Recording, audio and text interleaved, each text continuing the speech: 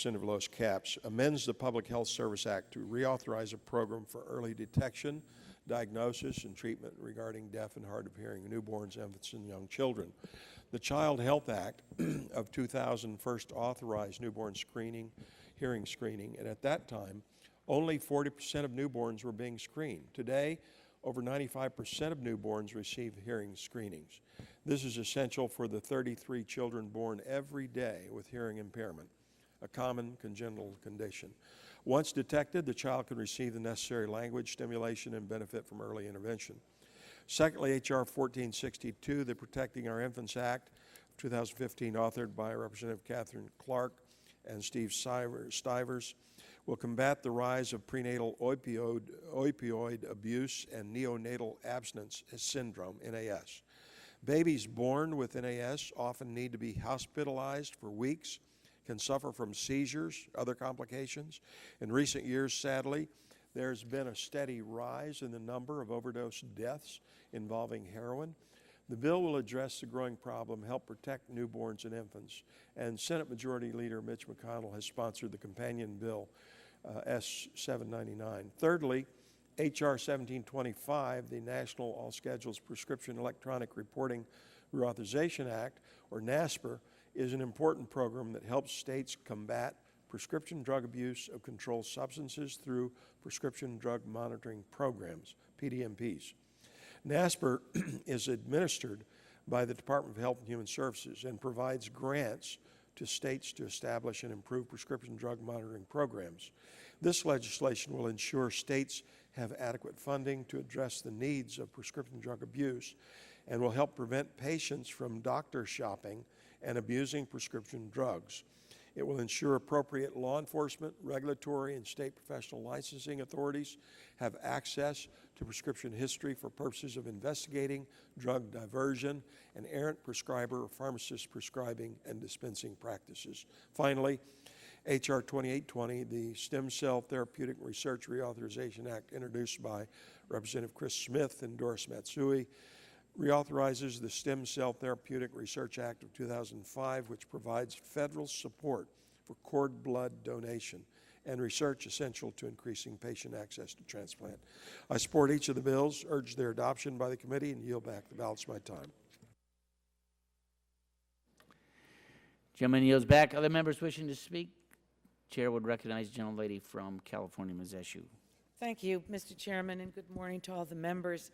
And thank you for convening this markup of legislation relating to infant death, prescription drugs, and important stem cell transplant programs. Every bill before us today has bipartisan support, and I think that that is very important to underscore and reflects the work that's been done not only by the leadership of the committee, but by its members as well. I'd like to briefly highlight two of the bills before us today because I'm especially pleased that the committee is taking them up.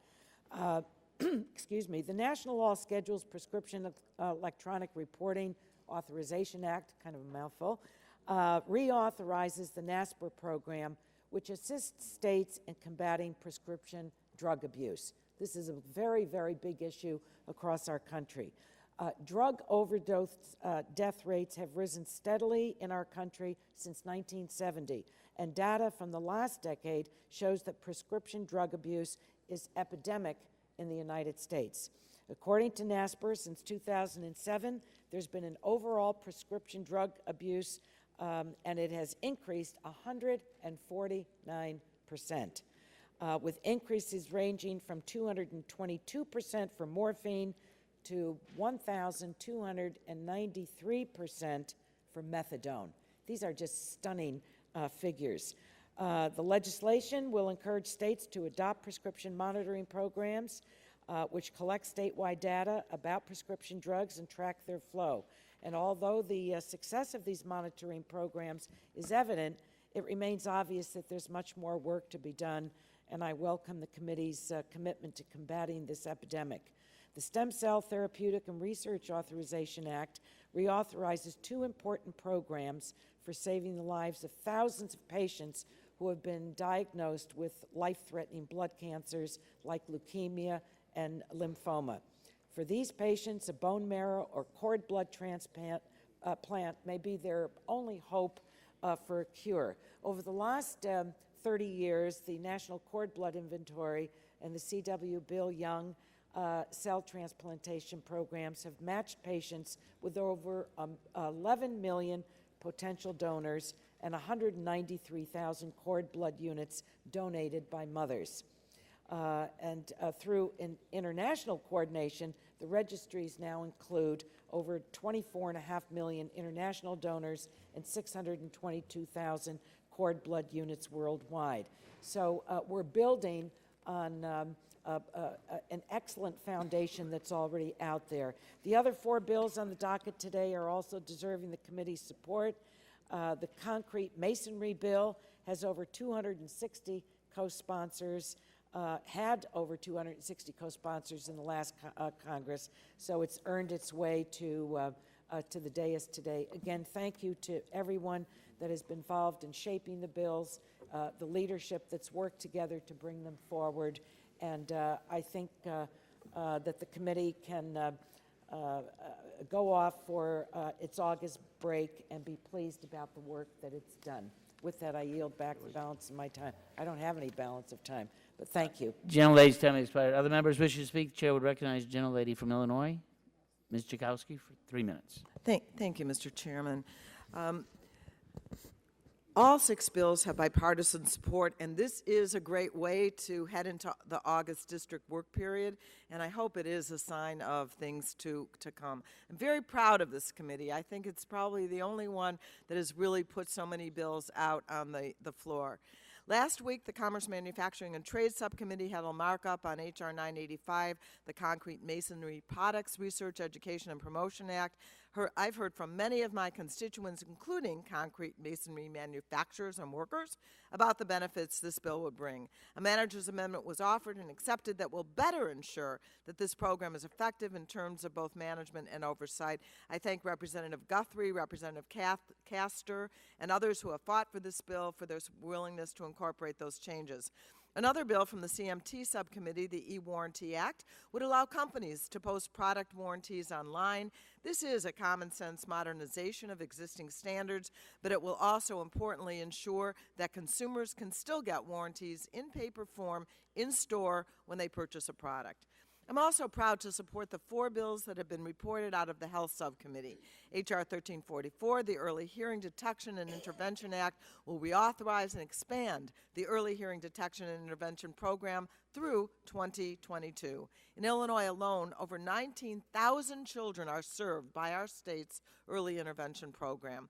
We've seen an increasing number of neonatal abstinence syndrome cases over the last decade.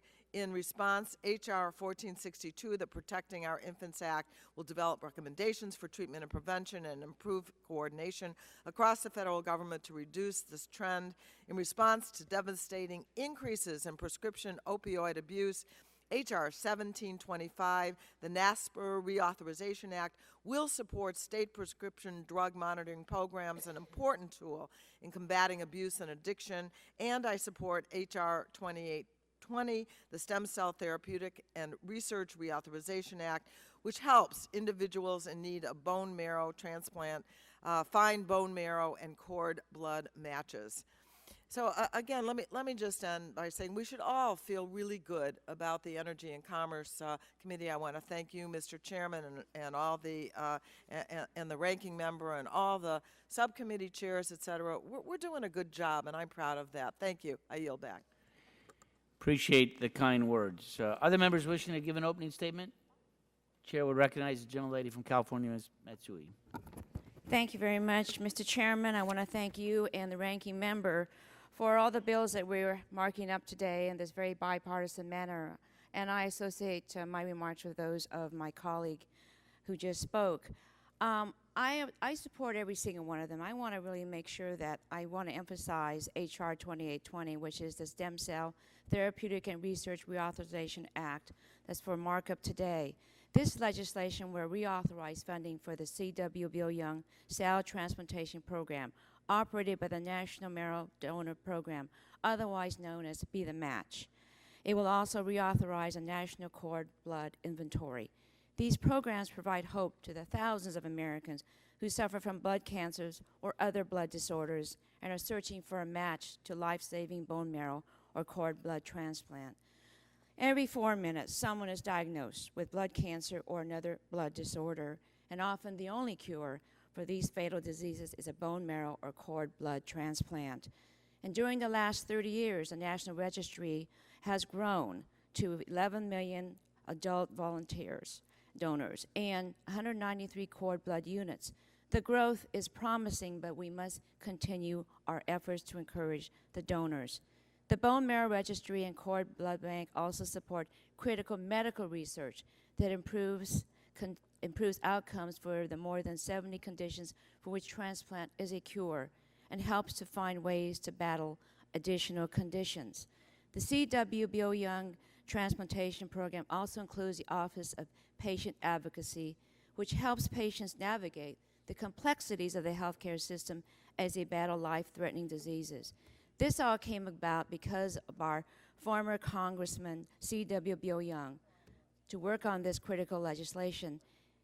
Mr. Young met an 11-year-old girl named Brandy at a hospital in his district in Florida back in 1987. She was admitted to the hospital with a form of leukemia for which the only treatment was a bone marrow transplant. But there are no siblings, and thus no chance for finding a matched donor. That night, she died. Our former colleague Bill Young asked Brandy's doctors what could have been done. They said the answer would have been a transplant from an unrelated donor. The program we are working to reauthorize today could have made that possible. Finding a match is the key necessary to unlock the potential cure that bone marrow cord blood transplant offers. This legislation we move forward today will give patients and their families hope of access for a curative transplant. I hope we can move this legislation swiftly to passage before the program expires at the end of September. And I thank you all for your support, and I yield back. Gentlelady's time has expired. Other members wishing to make a statement? Chair would recognize Gentlelady from Tennessee, Ms. Blackburn. Thank you, Mr. Chairman. I want to say just a little bit about the concrete checkoff bill, and I appreciate that we are moving that forward. In Tennessee, we have Middle Tennessee State University, which had one of the first concrete industry management programs and the first center of excellence for the concrete industry management. And they have done a fantastic job for this. They are excited that we are taking this action, that we are moving forward with a concrete checkoff. So I thank you for your leadership on that, and I look forward to having this on the floor so that we can help encourage more development in the concrete masonry industry and create jobs for those that are looking for these jobs in the building trades. I also want to express thanks for the public health bills that are before us today. We have heard on each of these bills from different members of the healthcare industry in our state, and we appreciate the leadership on those. And with that, I yield back. Gentlelady yields back. Other members wishing to make an opening statement? Seen none.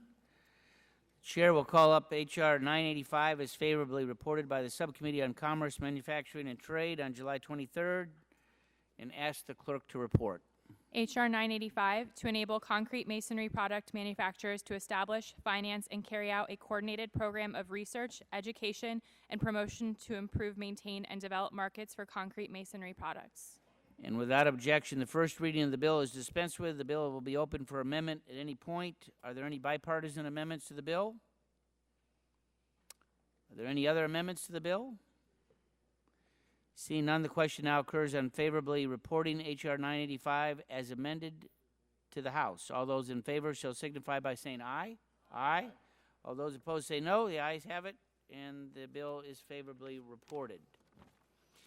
Chair now calls up H.R. 3154 and asks the clerk to report. H.R. 3154 to allow manufacturers to meet warranty and labeling requirements for consumer products by displaying the terms of warranties on internet websites and for other purposes. Without objection, the first reading of the bill is dispensed with, and the bill will be open for amendment at any point. Are there any bipartisan amendments to the bill? Are there any amendments to the bill? Seeing none, the question now occurs on favorably reporting H.R. 3154 to the House. All those in favor will say aye. Aye. Those opposed say no. In opinion of the chair, the ayes have it. The bill is favorably reported. Chair now calls up 1344 as favorably reported by the Subcommittee on Health on July 23rd and asks the clerk to report. H.R. 1344 to amend the Public Health Service Act to reauthorize a program for early detection, diagnosis, and treatment regarding deaf and hard of hearing newborns, infants, and young children. And without objection, the first reading of the bill is dispensed with, and the bill again will be open for amendment at any point. Are there any bipartisan amendments to the bill? Are there any amendments to the bill? Seeing none, the question now occurs on favorably reporting H.R. 1344 to the House. All those in favor shall signify by saying aye. Aye. All those opposed say no. Can you chair? The ayes have it, and the bill is favorably reported. Chair now calls up H.R. 1462 and asks the clerk to report. H.R. 1462 to combat the rise of prenatal opioid abuse and neonatal abstinence syndrome. And without objection, the first reading of the bill is dispensed with. The bill will be open for amendment at any point. Are there any bipartisan amendments to the bill? Are there any amendments to the bill? Seeing none, the question now occurs on favorably reporting H.R. 1462 to the House. All those in favor will say aye. Aye. All those opposed say no. Opinion of the chair, the ayes have it. The bill is favorably reported. Chair now calls up H.R. 1725 and asks the clerk to report. H.R. 1725 to amend and reauthorize the Controlled Substance Monitoring Program under Section 3990 of the Public Health Service Act and for other purposes. Without objection, the first reading of the bill is dispensed with, and the bill will be open for amendment at any point. Are there any bipartisan amendments to the bill? Are there any amendments to the bill? Seeing none, the question now occurs on favorably reporting H.R. 1725 to the House. All those in favor will say aye. Aye. Those opposed say no. Can you chair? The ayes have it. The bill is favorably reported. Chair now calls up H.R. 2820 and asks the clerk to report. H.R. 2820 to reauthorize the Stem Cell Therapeutic and Research Act of 2005 and for other purposes. Without objection, the first reading of the bill is dispensed with. The bill will be open for amendment at any point. Are there any bipartisan amendments to the bill?